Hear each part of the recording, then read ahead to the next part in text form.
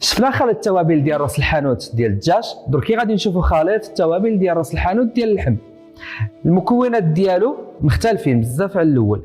غادي نشوفوا هنايا عندنا الكوزه الصحراويه، الهيل، بسيبيسه، السانتير، ظهر فلفل، خدنجان، الثوم والبصله، ورقه سيدنا موسى، عندنا عرق السوس، هذه قرفه غادي نخدموا بهذه المروليه، فلفله حمراء، بابريكا، كمون، فلفله كحله، كبابه، قرنفل وزريعه القزبر.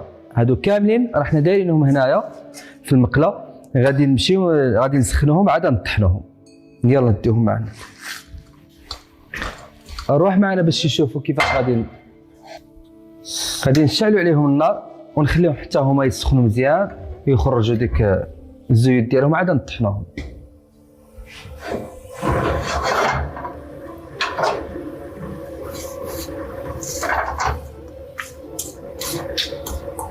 نخليهم في الاول بلا ما نحركوا حتى تسخن المقله، نحركوهم شويه. هذه هي العطريه ديال راس الحانوت اللي معروفه في المغرب، وفيها المهم فيها واحد التوابل اللي مبدلين على العطريه ديال راس الحانوت ديال الدجاج. وإلا بغيناها تجي حمراء كنكثروا فيها الفلفله، بابريكا. حنا بغيناها غير هكا ماشي مشكل. وهنا بدينا نشوفوا باللي بدات كتسخن. ها كنشوفوا ورق سيدنا موسى بدا كيتبدل لها اللون ديالها.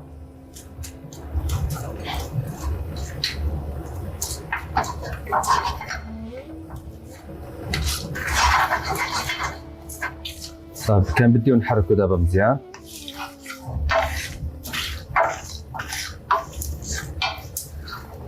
هنا كنشوفوا باللي صافي بدات كتطلق الزيت ديالها. ها هي كنشوفوها هنا في المقله بدات كتطلق الزيت ديالها، هي كتبان هنا بدات كترتق الريحه ديالها صافي ولات مجهده. اذا هنا غادي نطفيو عليها ونمشيو نديوها نطحنوها مباشره وهي سخونه. نخويوها هنا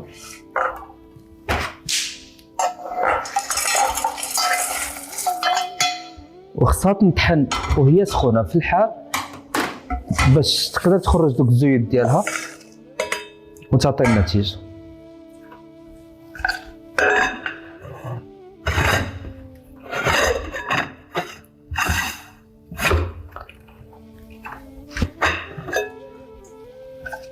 هنا غادي نشوفوا باللي نطحن باقي شي حوايج اللي مازال ما نطحنوش. والخدنجان حاجه عاديه انه ما ينطحنش في الساعه.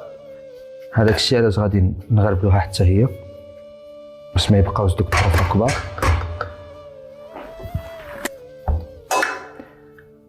هو واخا فيه هذا الشيء فيه شويه ديال الوقت يقبض الوقت، ما فيش تماره غير يقبض الوقت، ولكن كيجي حسن من ديال الزنقه بألف درجه وحسن حتى ديال العطار. حيت ديال العطار ما غاديش يبغي يدير لك كاع هاد الصوالح. هنايا قلنا راه ما مطحونش مزيان، غادي نجيبو واحد الباك اخر ديال الاينوكس ونغربلو فيه. صافي غادي نهودو دركي هاد العطريه كامله هنايا ونغربلوها باش ما يبقاوش تكثروها.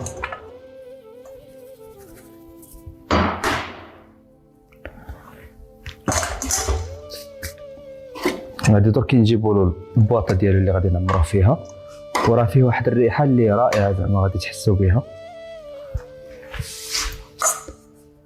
دركي غادي نعمروه في البواطه ديالو.